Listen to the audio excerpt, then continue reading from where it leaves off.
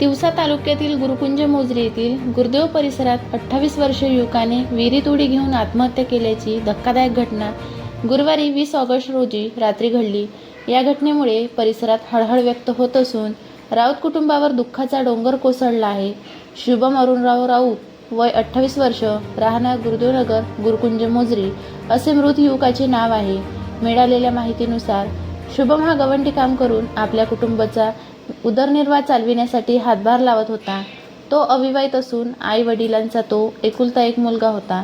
त्यांच्या पश्चात आई वडील व विवाहित बहीण असा परिवार आहे।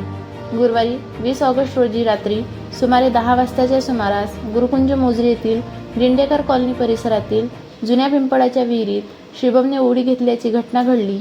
घटनेची माहिती मिळताच परिसरातील नागरिकांनी घटनास्थळी धाव घेत मोठी गर्दी केली। याबाबतची माहिती तिवसा पोलिसांना देण्यात आल्यानंतर पोलीस प्रशासनाने तातडीने घटनास्थळी पोहोचून शोधकार्य सुरू केले।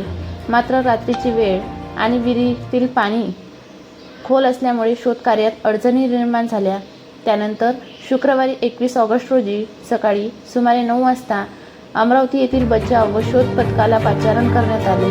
रेस्क्यू टीमने अथक प्रयत्न करून विहिरीत शोध मोहीम राबवली। अखेर शुभमचा मृतदेह बाहेर काढण्यात पथकाला यश आले। तिवसा पोलिसांनी मृतदेह ताब्यात घेऊन उत्तरीय तपासणीसाठी तिवसा उपजिल्हा रुग्णालयात पाठविण्यात आले।